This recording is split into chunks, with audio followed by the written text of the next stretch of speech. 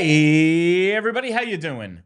Well, that's good. Welcome to PHLY Flyers presented by Bet365. Whatever the moment, it's never ordinary at Bet365. My name is Bill Matz. I'm your director of fun and games for the afternoon.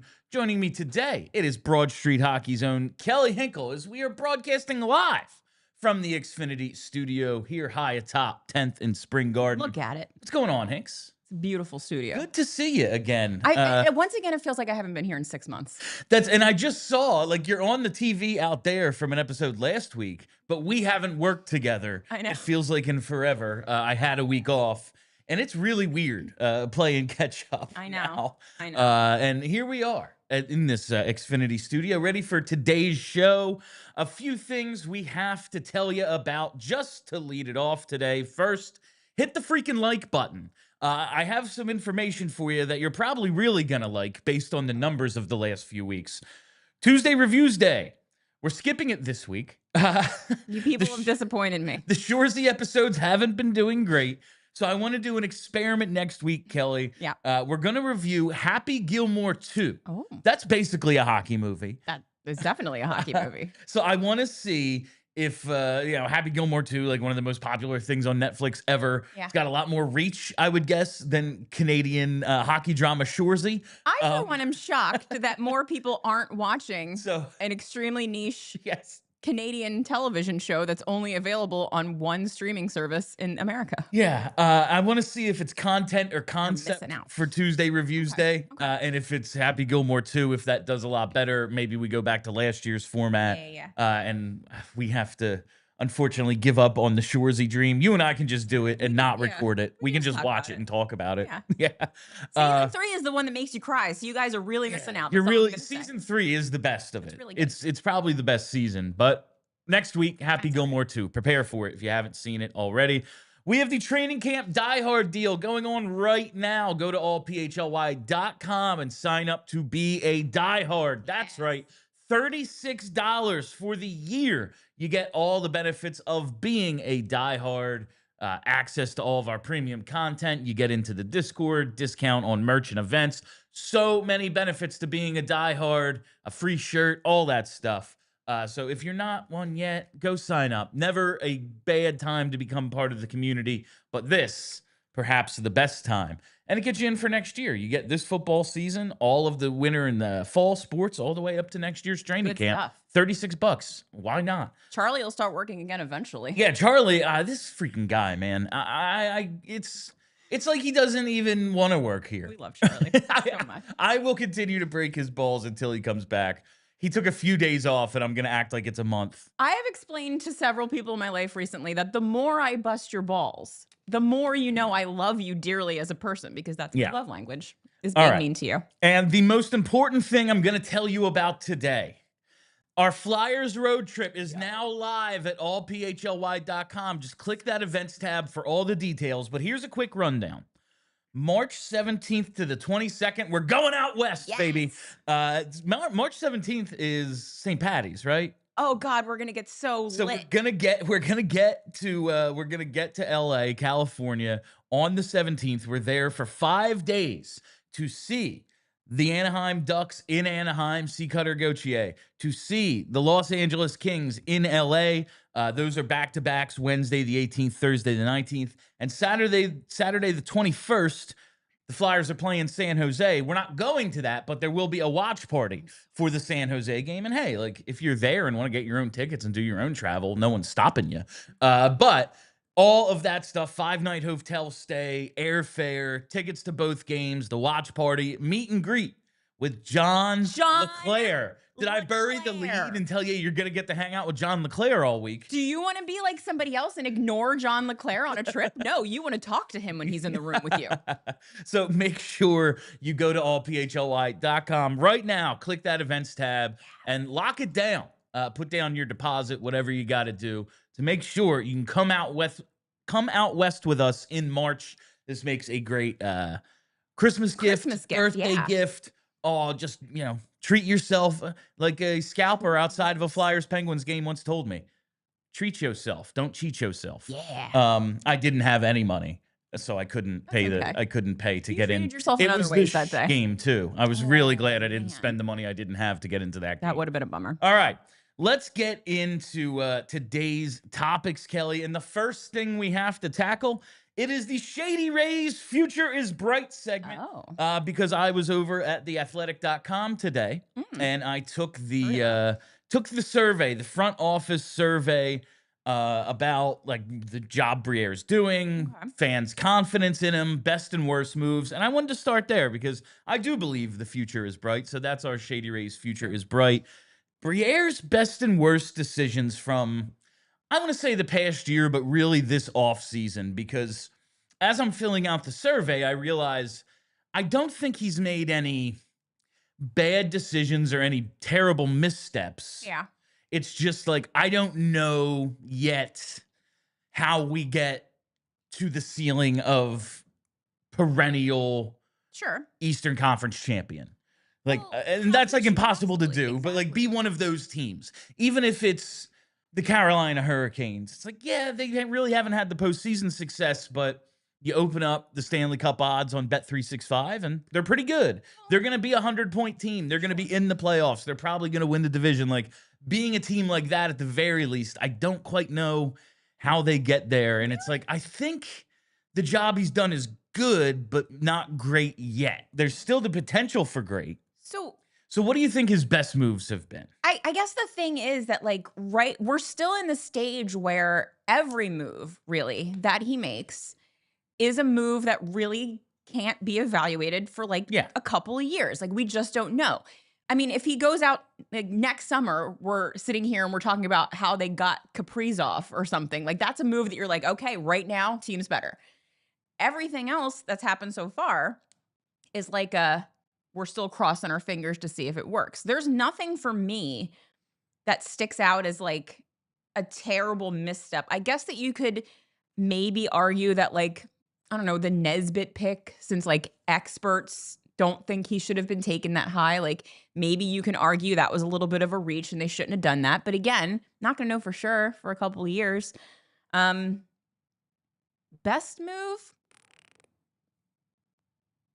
I mean, I don't really do a ton I think the Zegras trade is awesome. Oh, yeah. The Zegras trade, even if the Zegras trade doesn't work out, that's the one. The price paid for the gamble. Okay, yeah, that's obviously the answer. Yeah. Yeah, it's I'm watching the Phillies game last night. My buddy's like, oh yeah, they weren't the favorite, so I bet them to win. And for a lot of the game, it was like, yo, they're just not gonna get a hit tonight. Yeah. And then they come in and win in the 8th inning, basically.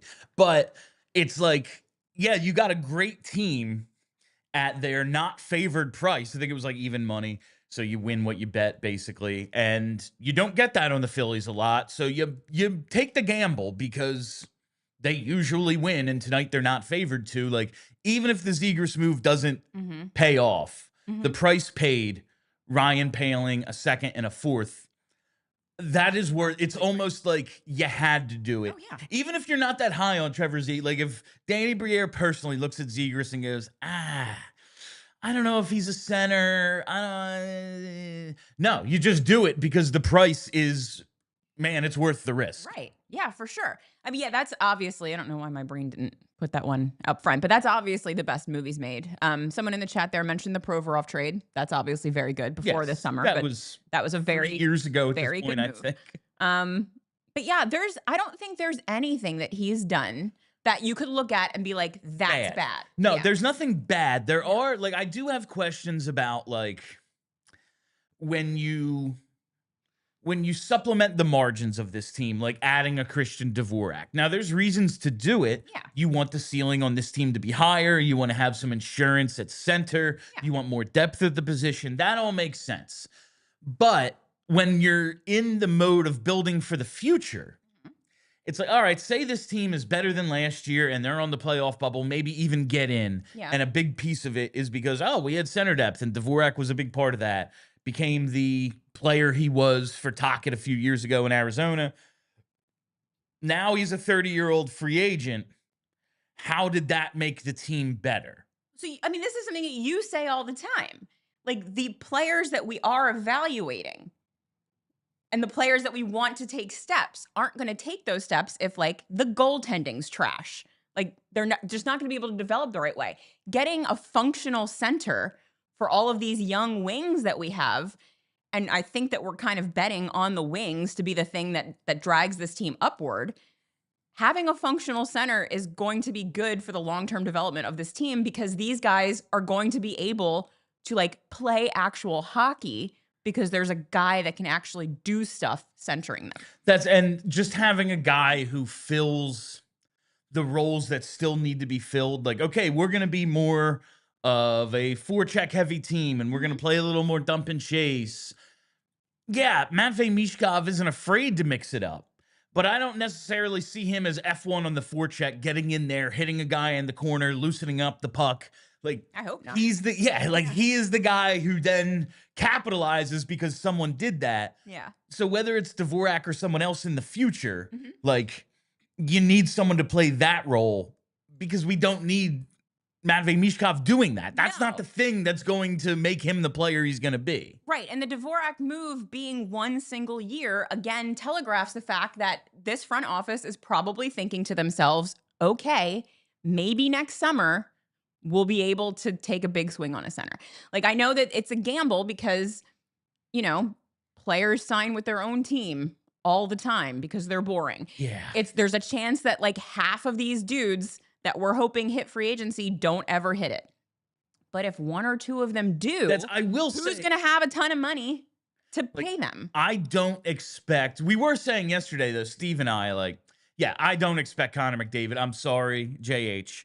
I just don't expect Connor McDavid to hit free agency. However, if he does, weird. Sure, be in on it. Again, listen, we're in the Xfinity studio and maybe Comcast. It's like, free cable, bud. Hey, babe. Maybe some free cable. I bet you like that plane, didn't you? Yeah, like that plane was nice. Nice plane. Like some free internet, some free cable. 3 sheets of ice. Yeah, 3 sheets of ice. All that stuff. But like, I don't expect McDavid to become a free agent. Eichel, like, I just feel as if at some point Vegas is going to have cap issues. They're going to have to. Right? It has to happen eventually. Like, it has to be a thing that happens at some point or another. One would think. So maybe Eichel hits free agency, but like, even I think Kevin Kerr's had an article like looking ahead way too early to next offseason, and it was like, yeah, everyone knows Eichel loves Vegas. Like, he really likes being there. Sure he does. Yeah. Lots of people like lots of things. You know what else I bet Jack Eichel likes? Money. Yeah. So just throw. Danny Briere is going to have a lot of money to throw at somebody. Like $40 million right now they are projected to have in cap space. That's a lot of money. You could do something real dumb, like just give Jack Eichel $20 million. You could. If you really wanted to do it, you could do it. Who's going to say no? But I don't expect either of the centers to hit free agency. I do kind of think Kaprizov is on his way out of Minnesota. Kaprizov, I feel like, is the one. And as much as we want a center, like, what if we just have superstar wingers? I'm telling you, Bill. Like, what if TK is the third or fourth best winger? I really, really think that looking at this team, there is a contender to be made on the back of 6 absolutely ridiculously sick wingers and centers that are competent enough to get them the puck. Like, I really do think that, like, I don't know why that can't be a path. I really think it can be. And if you get Kaprizov and you've got Meech and you've got Tippett maybe getting better, like, you know what I mean? Like, there really is, like, the path is there. And I kind of think that's where we're heading, and I'm into it. It does seem like, listen, maybe Luchenko and Nesbitt are way better than I'm expecting. But unless those two and Zegras, like, hit their absolute ceilings, and higher than maybe what I even think their ceilings are, this is going to be a winger central team. Like, that's just, it's going to be depth at center. It's going to be depth on defense. And the elite thing is going to be the wings, and then maybe Zvragin or beyond. Maybe the goaltending. Yeah, maybe Zvragin is that guy, and it's wingers and goalies. And I think you can win that way. I think that you can. Yeah. So that's like best and worst decisions from the past year, though. It's really hard to point out any bad ones. That's what gives me the confidence, even though I'm not like, oh yeah, I see a path to the Stanley Cup. Like, it's kind of a slow, patient approach, but we have seen with things like the zegras trade, the patience has paid off. Yep. Hey, yeah, they wanted first-round picks and all this other stuff attached, and then they waited, and it's, yeah, man, give me your 4C, a 2, and a 4. Like, oh, yeah, Okay. no problem. Whatever you want. Yeah, you got it. So it is hard to come up with some really bad ones for Briere, even if there's no, oh, yes, I see it. This is the home run for the future. Like, is the team way better off than it was a year ago? I wouldn't say way better off. I'd just say they're on the right track. Exactly. And that, I think, is what is the important thing, because, again, I think even 2 or 3 years ago, nobody looked at this upcoming season as the season when they were supposed to be good. We're still not there yet. And it's like a weird thing with this fan base where, like, this combination of people being mad that we didn't enter a full-on tear-down rebuild, but also being annoyed that we're not further along than they want. You know what I mean? Like, one or the other. That like, would it's have taken a really long time. Yeah, it would have been like 10 years if they did a full teardown. So, like, we're getting there. And incrementally, each of these moves that he makes, you can see the thought process behind it. And you can, if you choose not to just find the negative in anything, like, you can look at each and every one of these moves and be like, okay, I can see a world in which this sets the Flyers up to be a contender in 2 years. Yes, That's all I definitely. can hope for, really. And I guess if I was to, other than like the Dvorak thing, and you put like, that's if everyone gets to play a little more in their role and develop in their role, because they've brought in a guy like Dvorak and things like that. Like Nick Seeler is here and they extend him, and it helps Jamie Drysdale or whoever develop. Like, those things make sense. If they flip Dvorak, because he's, yeah, we're really not in the playoff picture in March, and why wouldn't we try to get something by covering 50% of his salary? Like, then that all makes sense. There are reasons for it. I guess the lack of big addition, like a major, we're betting so much on the guys that they have. And other than zegras, there hasn't been like the major, oh, okay, they upgraded here and that's going to make us better. But we have been saying since Danny Briere took over that next summer is the big summer. It is. And again, like, we don't know if he's going to be able to pull it off, but we have to at least allow them the time on the calendar to get to that spot and see if they can pull it off.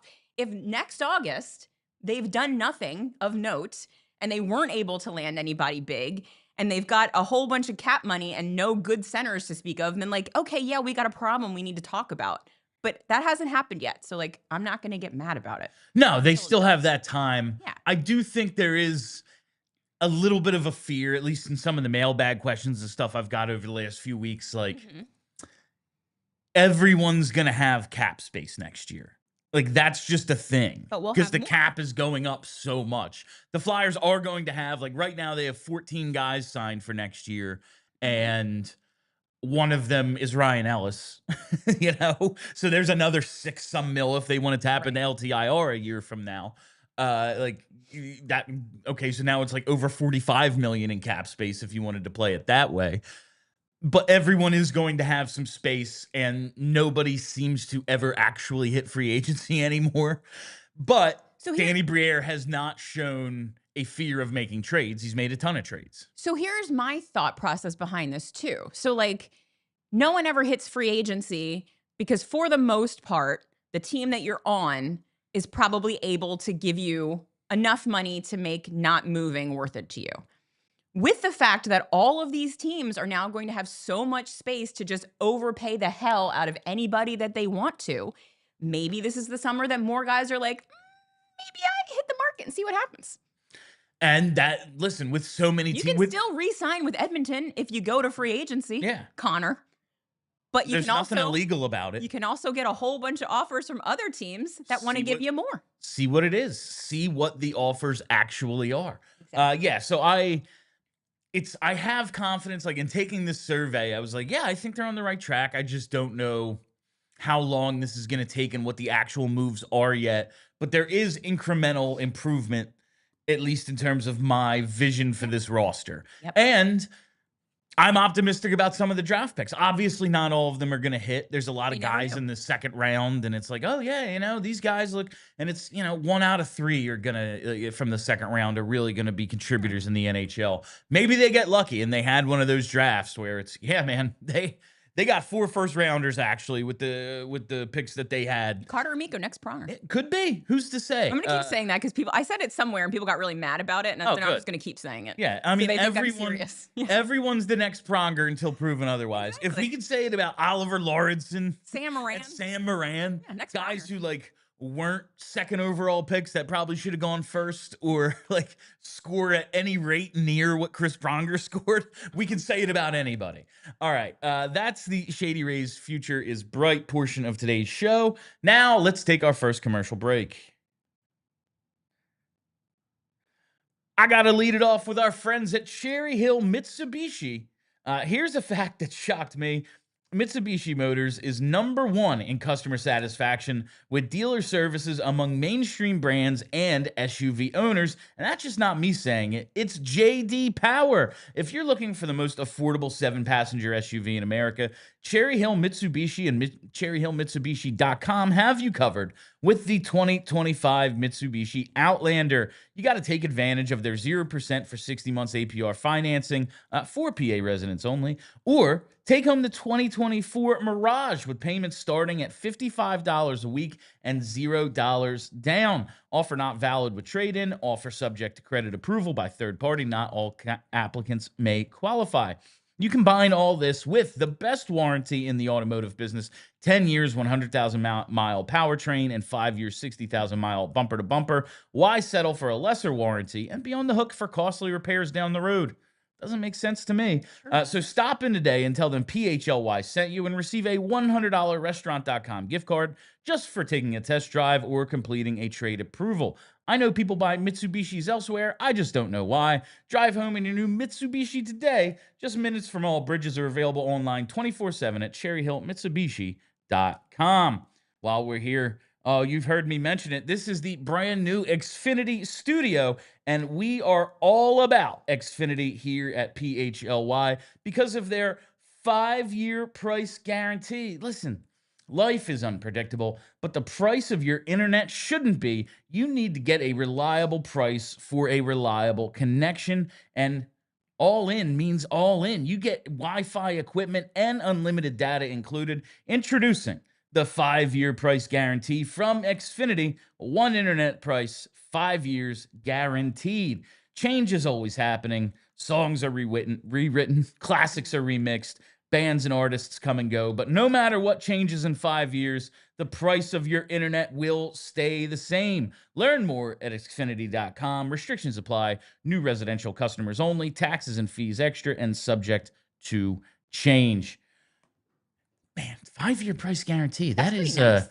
I feel like these things are constantly like you sign up and then a year from now it's going to be double. If you get 2 years, yeah, 2 year is like, oh, we're locked in, baby, and then those 2 years fly by. This is more than double that. So, 5-year price guarantee. Xfinity.com. Check it out.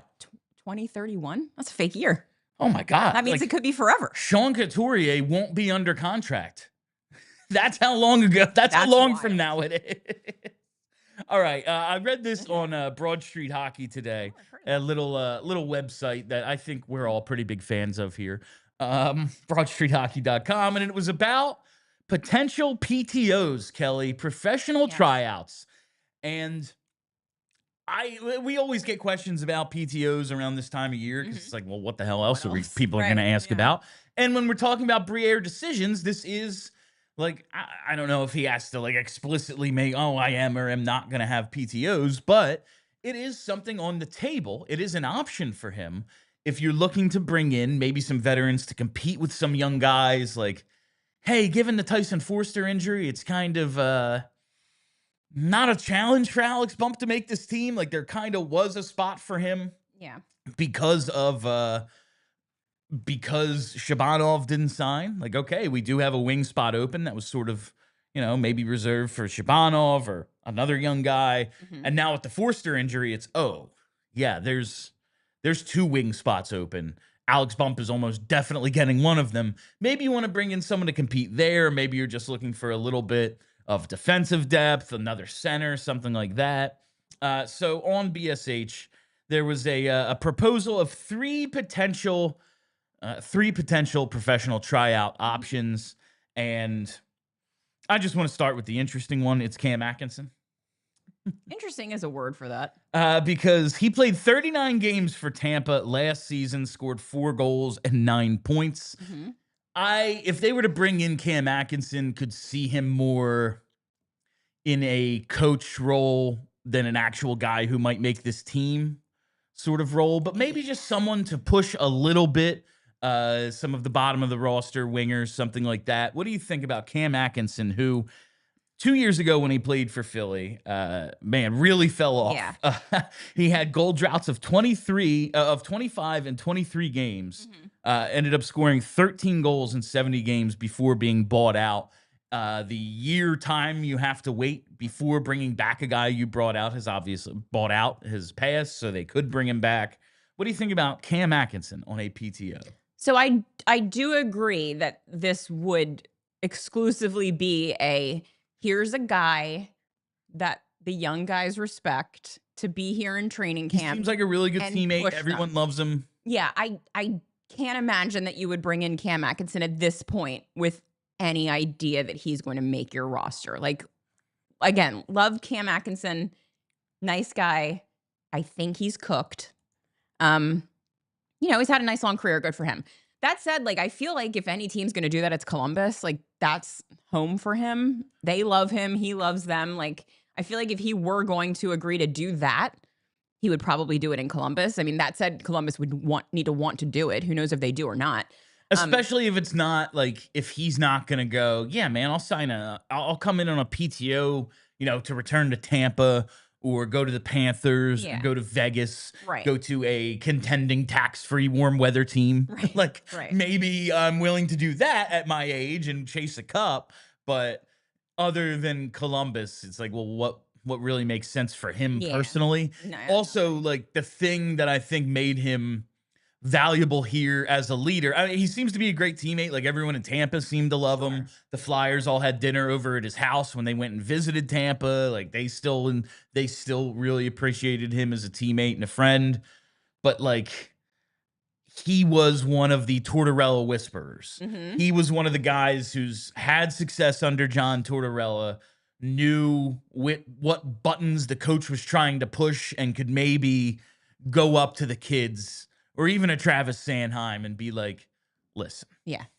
Yes, he's a jackass. Right. But what he's trying to get out of you is XYZ. And also, like, Atkinson was pretty good for the first year or two he was here. Now it seems as if he's pretty cooked. Yeah. Yeah, he's cooked. And I don't know. I mean, like, there's no risk to a PTO. No. So, like, it wouldn't matter if they did or not. Just a camp body. But the other options on the list, I think, are more interesting. You do. All right.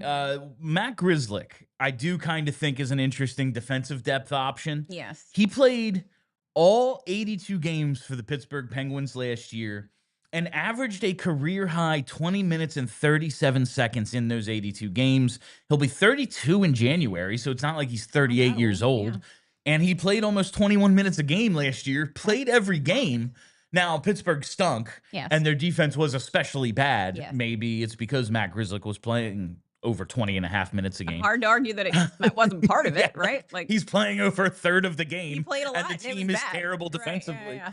But, like, as a defensive depth option, he's a guy. The Flyers could probably use some depth on defense. I know that they signed a couple of guys, but like Noah Juleson, Dennis Gilbert. They're not guys. Like, they're Mark Alt. Like, they're just bodies that like exist, and it makes sense for them to be on the Phantoms. And if someone or several someones are injured, then you got somebody you can call up. Grzelcyk feels more like a depth guy that you could give NHL minutes to and not be terrified by the idea of doing that. I don't believe I would want to see him playing 20 minutes a night on this team. That seems like a disaster. But as like a third pair guy, probably not the worst option. As I don't see a world in which Zamula has to play every game. Grzelcyk is 5'10", 180. So not exactly NHL small. Yeah. Not exactly maybe what they're looking for. I could see him as a like 6'7" option. Yeah. We have so many. With all of these guys, it's like if we don't have somebody on the Phantoms who can do this thing, that's not great. That's true. That's a very fair point.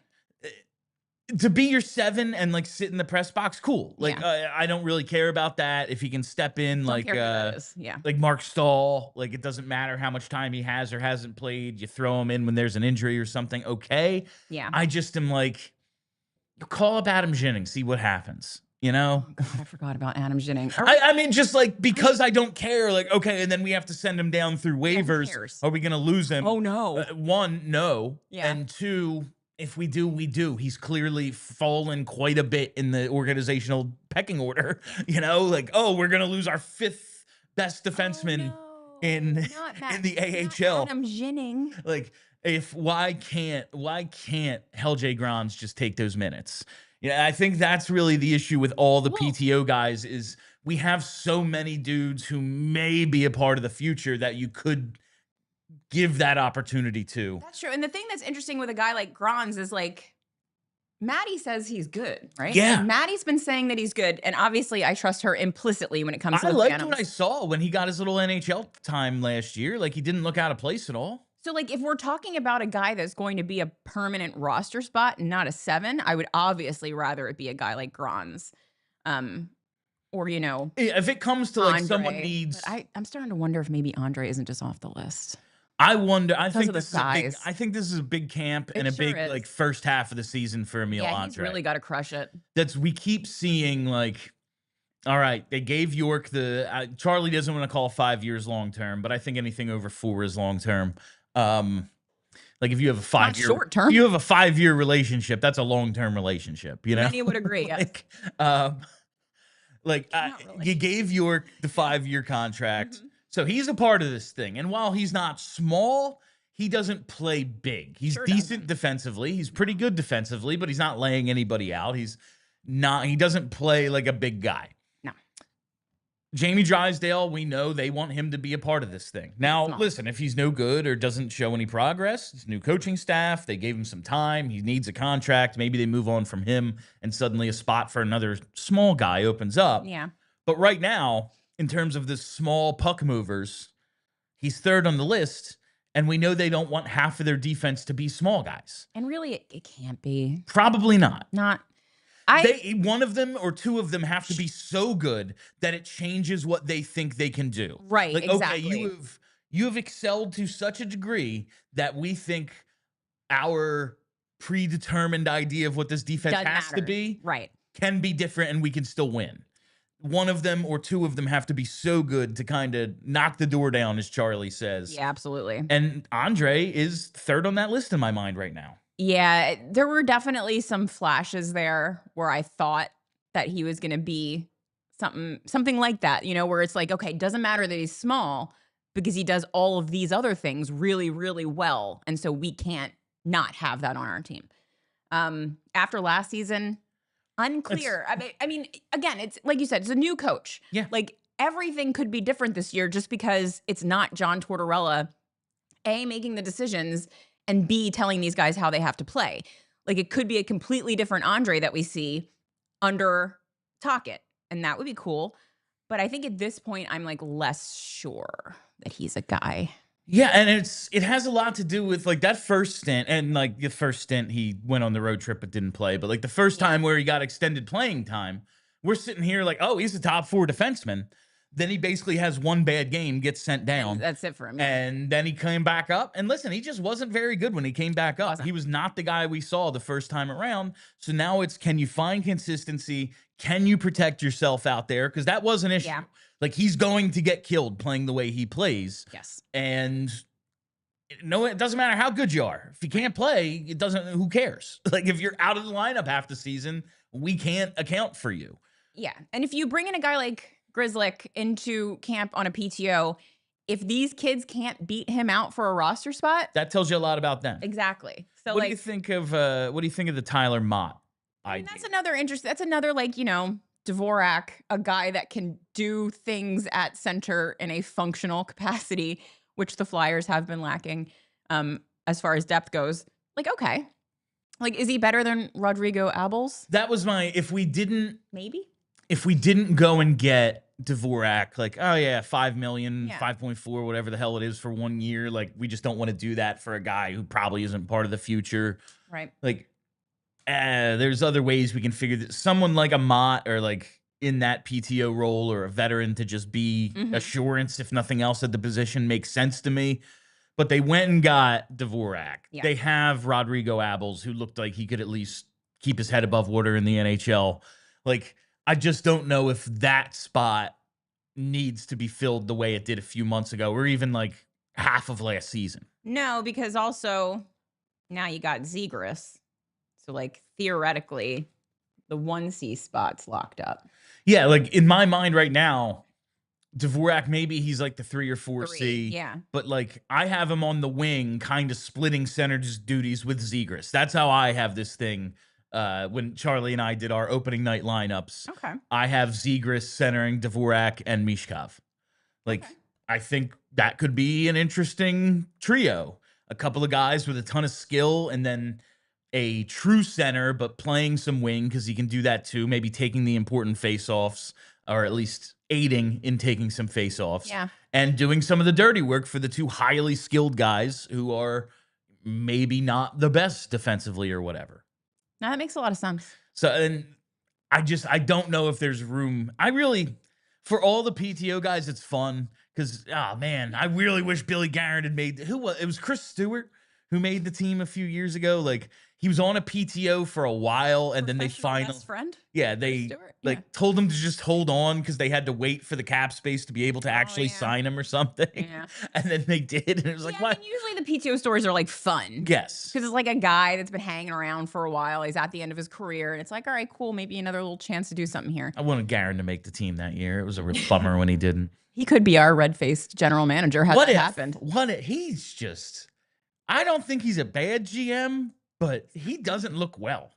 He just doesn't look well. He's so red. Why is he so red all the time? Yeah. Looks like his head's going to pop. If I had to guess, I would guess they're not going to have any PTOs. I would guess that they're not, and if they are, it's just like dudes that they like and they want to have them around for a little bit because they're not doing anything else right now. Like that. I don't think there's going to be any PTOs that are like serious. We want this guy to make the team kind of like dudes. It's just going to be like randos, if anyone. All right. There was some D-man talent tiers on TSN, but we'll see if we need to get to that at the end. Let's get to the leftover mailbag questions from yesterday. But first, let's pause for our second commercial break. Let's do it.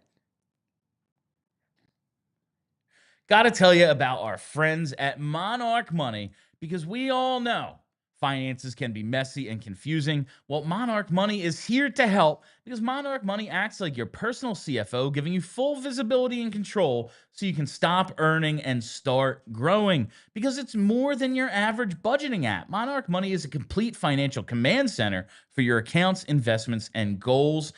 Don't just manage your money. Start building wealth, and start doing it with 50% off your first year at Monarch Money for our listeners exclusively. I have learned so much about my finances, where I'm overspending, where I could be more responsible. I just feel like I have more control, like I have a better grasp on my finances because of my Monarch. And tracking your spending, we know how important that can be. Sometimes things can just get away from you, but you need to save. You need to save for your future. You need to save for your goals. Maybe Long term, that shore house you want to buy one day, things like that, that vacation you can't wait to take. Well, you need to have a grasp on your finances to do it. And there's no better way to do it than with Monarch Money. So start managing your finances to build a life you actually want. Monarch makes managing money simple. Listen, financial stress is one of the top reasons relationships fall apart. Monarch Money makes those money conversations easier. And if you're like me and it's kind of like, oh, you got it, right, Ave? Well, that's not fair. You need to at least have some sort of grasp to be able to have these conversations, and Monarch will open your eyes to the ways that you are and aren't spending responsibly and how all of your money is working for you. So get control of your overall finances with Monarch Money. Use code PHLY at monarchmoney.com in your browser for half off your first year. That's 50% off your first year at monarchmoney.com with code PHLY. Now, this is an ongoing theme today. Financial responsibility. I don't know. Let's check out TrueMark Financial for a little bit of a lesson in that, because believe it or not, back to school season is almost here. And even though I don't have kids heading back to class, it's still a great time to take advantage of seasonal deals like office supplies, new clothes, tech upgrades, and everything in between. And this year, I'm planning ahead and using my TrueMark Financial Credit Union debit card that earns rewards. Every time I swipe my card and choose credit on purchases, whether it's a new planner, headphones, or just some much-needed everyday essentials, I'm earning points. And those points, well, I can redeem them for cash, gift cards, travel, merch, and so much more. I've already got my eye on a gift card that'll come in handy for some fall shopping. It's a simple way to get rewarded for buying the things I already need. And if you're already a TrueMark Financial Credit Union member, be sure to check out your debit card benefits before you hit the stores or start shopping online. And if you're not a member yet, well, now's a great time to join. Just stop by one of TrueMark Financial's 24 branches or visit TrueMark.com to open an account today. TrueMark Financial Credit Union is federally insured by the NCUA. All right, let's hit these mailbag questions. Do it. And I love this first one because it's just, let's skip ahead. Let's skip ahead 10 months, Kelly. From Ian. Would you draft a defenseman next summer with hopefully a top 5 pick? It's my understanding that this draft is the D draft. Time for all of us sometimes to get D. Sometimes you just need a D in your life. I was just watching I was just watching an episode from last week or whenever I was off 2 weeks ago, I don't remember. With you and Charlie. And Charlie is like breaking down what the Flyers plan actually is. Mm-hmm. And part of that is, yes, they are taking a long, patient rebuild, but they're not tanking. No. If they have a top 5 pick, something went very wrong. And if it's anything, it's the goaltending. Again. Could be the goaltending. Because that's still a giant question mark. It is a giant question mark. Like, theoretically, they got maybe up to, like, league average baseline, theoretically. I personally can't expect anything better than that from these two dudes. I know everyone's still high on Ersson. I'm not. It's in the role they seem to want him in, because I'm like, yo, I want this time split, and maybe if Vladar pushes Ersson a little bit and gets half or more than half of the starts.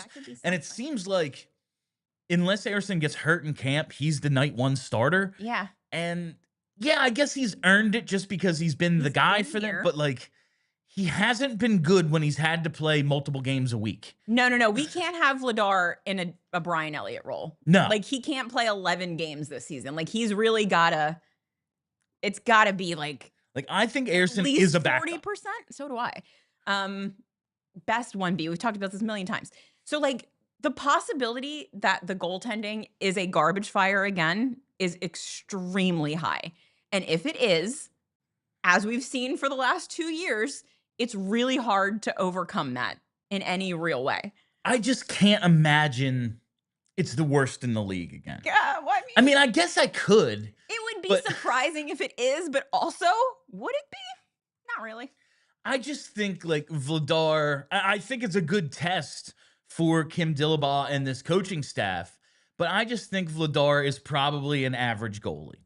And I think Sam Ersson in the right role is an average goalie. Yeah. right now at this point in his career. Could there be more? I suppose, but to this, from what I've seen out of him, whenever he has to play 3 times a week, he's terrible. There's literally zero evidence Yes. to the contrary of what you just said.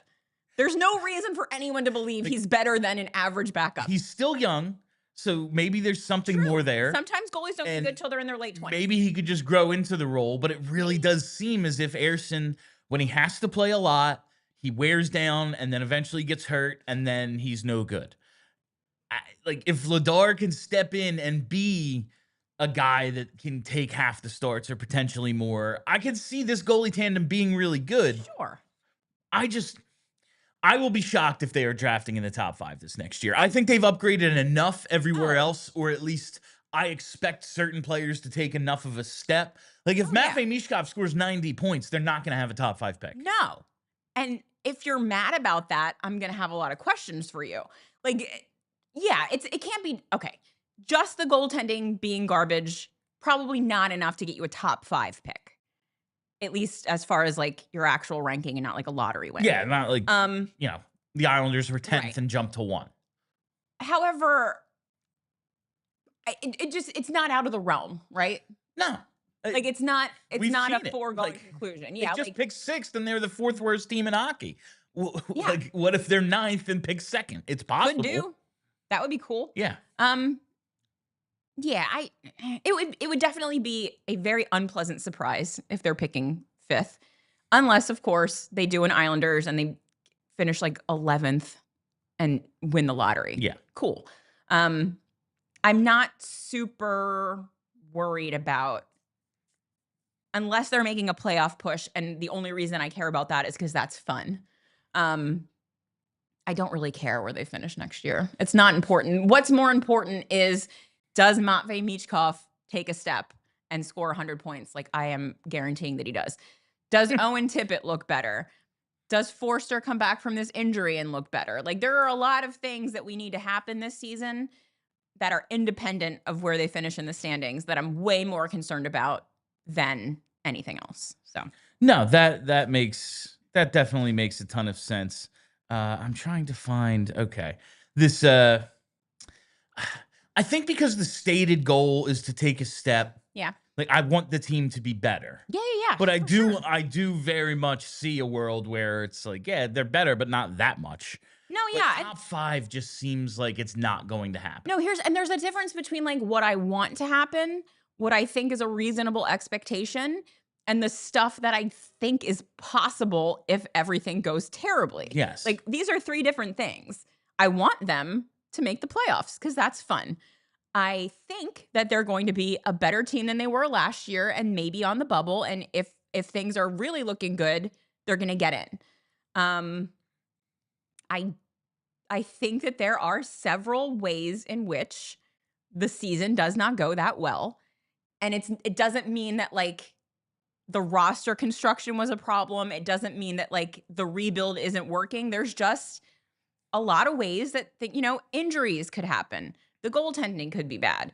And maybe even the goaltending is not bad. Maybe Ersson looks really good and then he pulls a stupid groin again. And then he's out for 6-8 weeks or something. Like, who knows? A million things could happen. And I don't think that like if they don't do as well as we're hoping, it's not necessarily like cause for concern if other things go right. No, there are like, listen, if Trevor Zegras isn't a center, like that hurts them. That sucks. If he misses 30 games like he did last year, that could be an issue as well. Yeah. Like, there could be injuries. Like, if Tyson Forster misses the first 3 months of the season, like that hurts. Do we Like, I have no idea.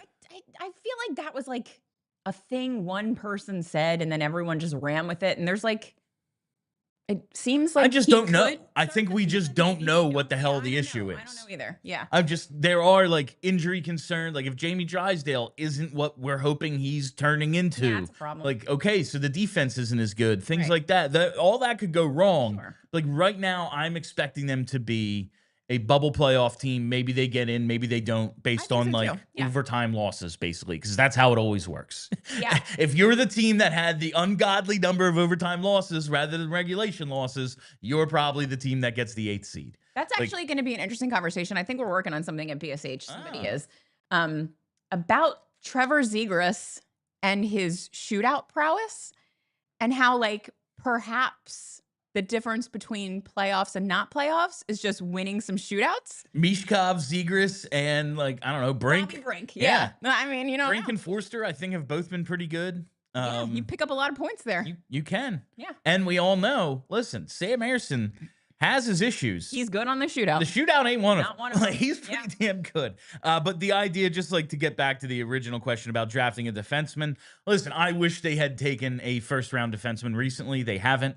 I really was hoping they traded up for Kashawn Aitchison at this past draft. Turned out to be Jack Nesbitt. We'll see how that turns out. I would love a defenseman, but it's all about who's available, who the best guy is. Like, exactly. If the best guy is a winger, take a winger. Always take the guy with the highest ceiling, because you can always turn him into something else. I always point to the Jonathan Drouin, Mikhail Sergachev trade. Yep. Drouin still just like, it was all pedigree. He had shown nothing at the NHL level yet.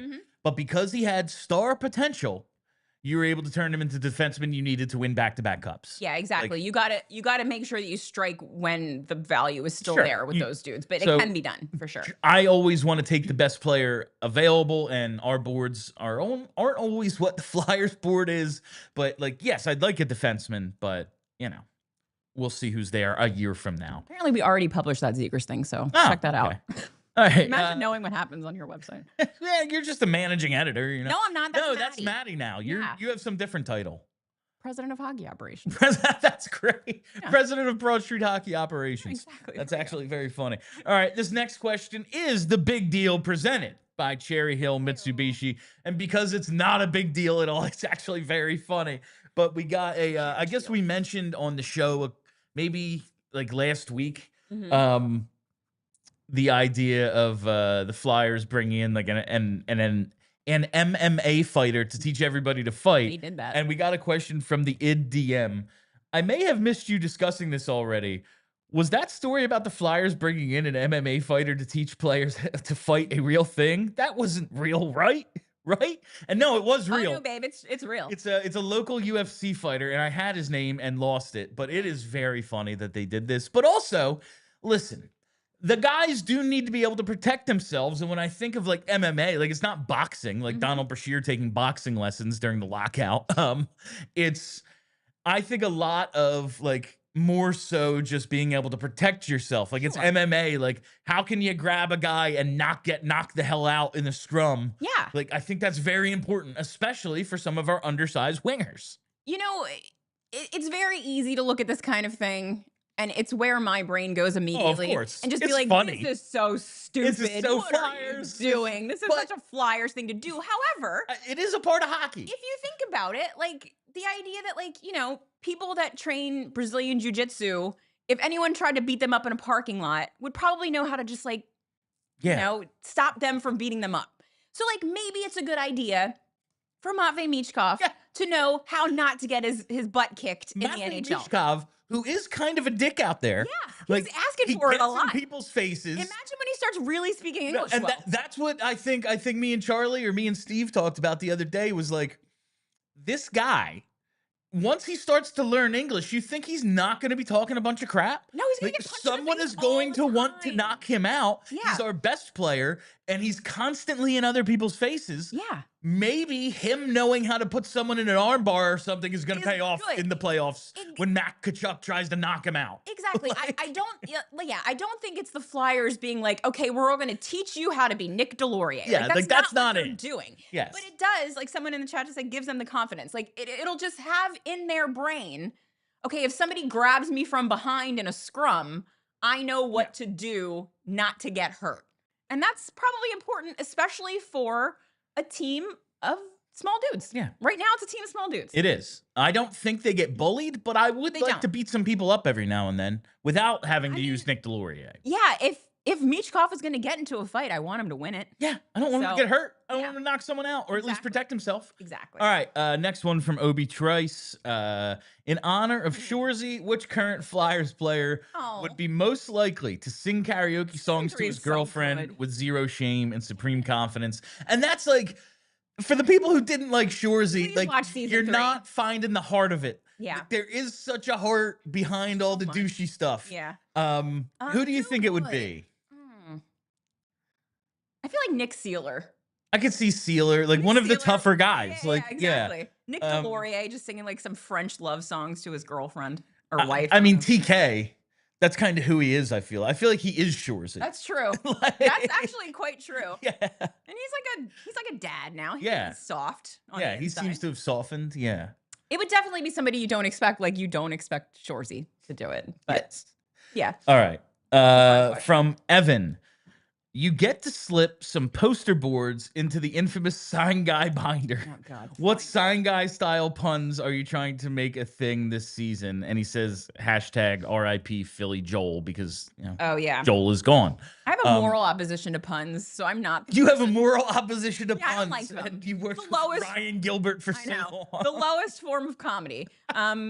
We both. So I don't know. I don't want to like. We both have made a joke out of not liking Sign Guy. Yeah. But I don't think he's been around for a little bit. I know that does worry me. I don't want to like make fun of a guy who like might be sick or something. No, I want Sign Guy to be okay. Yeah, I don't want him to be die forever. Like, I don't. But sometimes I'm just like poor health. I just don't love his signs. Yeah. But and if he was like sticking a sign in my face, I'd be like, all right. Like if I was to slip something in there, it would be like I'm with stupid with an arrow pointing up. Oh, that's fun. Like because that's just funny to do to anybody. But I'm trying to think if there's any like real good ones we could like.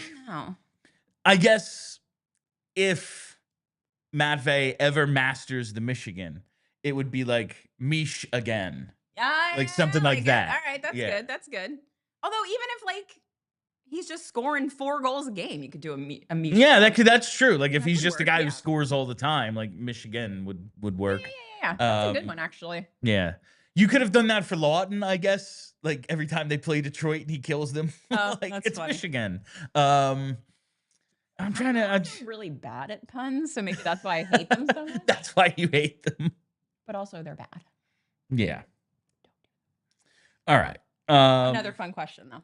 Yes, let's skip ahead to these ones that Steve and I did yesterday, and I just wanted to get your opinion on them. It's too late to do the other thing. Well, yeah. Steve and I, we tackled these two yesterday. This one from Heavy Edit Pod. Does in-arena experience matter to you? And if so, how much? You know, and I watched the show yesterday. And I do agree that for hockey people like us, it doesn't matter as much. That said, I do think it matters. Like when I go to a game, like I'm not there to be like a weirdo that's just like seriously focused on the ice and like not enjoying myself in any way whatsoever. So like when Reed Streets was the DJ, it was noticeably cooler. It was better. I don't care at all, but then that happened and I was like, oh, this is good. Yeah. The music used to be better. The music is awesome. And every time I say this, someone calls me old. The music is too loud. Depending on where you're sitting, it's so loud that you like physically feel it. And like, I'm not at a concert. Like that's just too much for me at a hockey game. Like I would like to be able to talk to my friend and hear them. I love Gritty. So I think Gritty's fun. That's the true. stuff that he does is fun. I sat in the Gritty section with my 5-year-old niece. She had the time of her life. Like there's definitely something to Gritty being a goofball. So yeah, I do think that like you're selling. I can sit at home and watch the hockey game. I do that all the time. Or I sit here in the studio with you and watch the hockey game. When I go to the game, I do want it to be a whole experience. And what they do in the arena does make a difference. And I do think it's kind of fallen off in the past 4 or 5 years. It used to be better.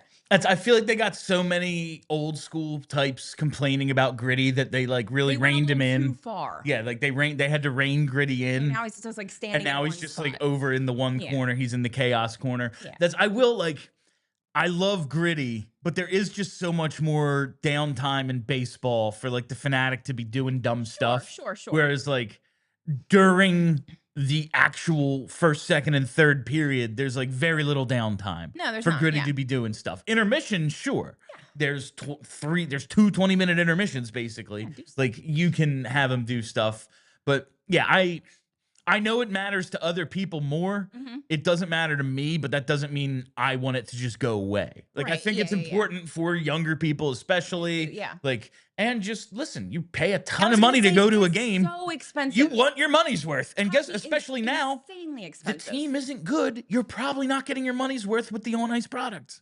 Yeah, it's given how much it costs. Like, I can go to a Phillies game. The Phillies are like the best team in baseball, right? Like, they're stupid good. Awesome. Yeah. They sell out all the time. I could go on like SeatGeek or whatever and get a pair of Phillies tickets for like $36 each. Like, are they great seats? No, but I'm in the building and having a good time.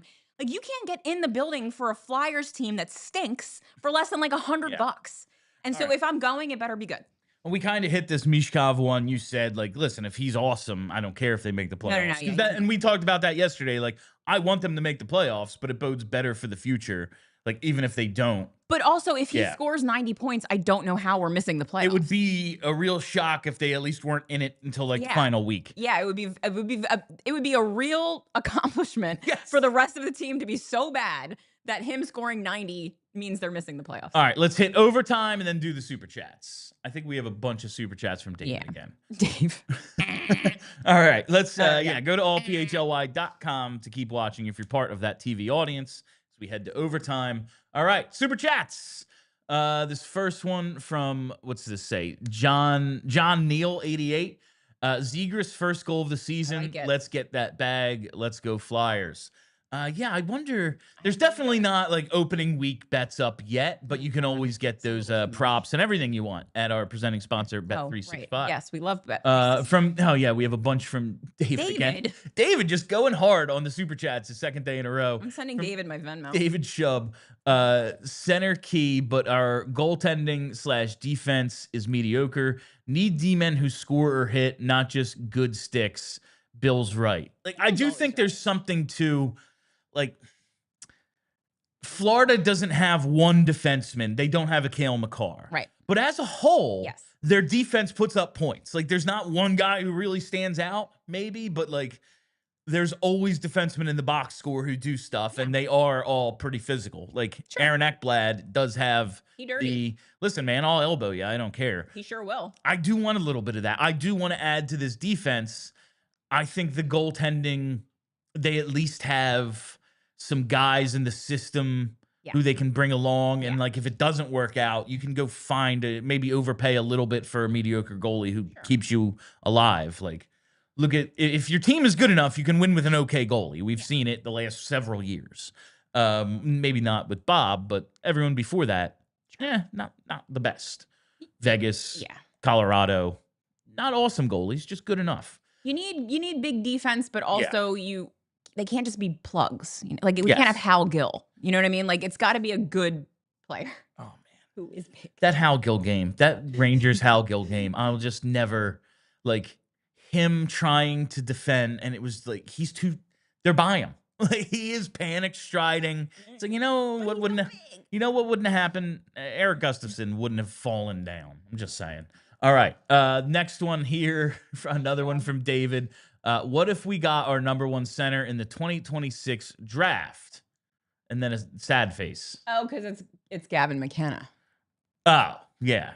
I mean, it's possible, I guess. I don't see it happen. Could win the lottery if we stink. I guess they could win the lottery. The lottery is going so poorly for them. It can happen for the Islanders. It just keeps happening poorly. I know. And when they do win, they get a guy who's no longer in the sport. We're going to win the lottery next season. It'll be 2. And McKenna's like, I'm going to play baseball. Like, that's what's going to happen. All right. Another one from David. Andre is too small for NHL / Flyers identity. I don't know if he's not if he's good. Yeah, exactly. Like, that's the thing. Yes. We just don't know if he can. Honestly, I don't know if he can protect himself, because who was the big dude on Columbus who knocked him out that I really wanted to sign, but they re-signed him. Like, he had time to get the hell out of the way and just didn't. And that's Olivier, Matthew Olivier, I think. You could have not got killed, but you did. Like, I don't know if he can protect himself, because I have seen flashes of him being pretty good, but can you process fast enough to get the hell out of the way when you need to? Maybe the MMA guy helped him out. Maybe. All right. Let's see. Another from David. Here's $2 out of respect. Love you guys. And another one from Dave. The issue, no playoffs equals very hard to attract free agents. I don't think so. It depends on what the free agents are looking for and if you show the right trajectory. Exactly. That's what I'm saying. Like, hockey players know hockey. If the Flyers are much better this season and a lot of the young guys look real good, a guy that knows hockey can look at that team and be like, okay, if I'm here for the next 7 years, it's going to be pretty fun. Danny Briere signed here. Lots of money. Danny Briere signed here after the team went 22-60. You know why? Money. Money. All right. A lot of problems. Moving on to JH. 323 days until Connor McDavid is a free agent. Here's hoping. From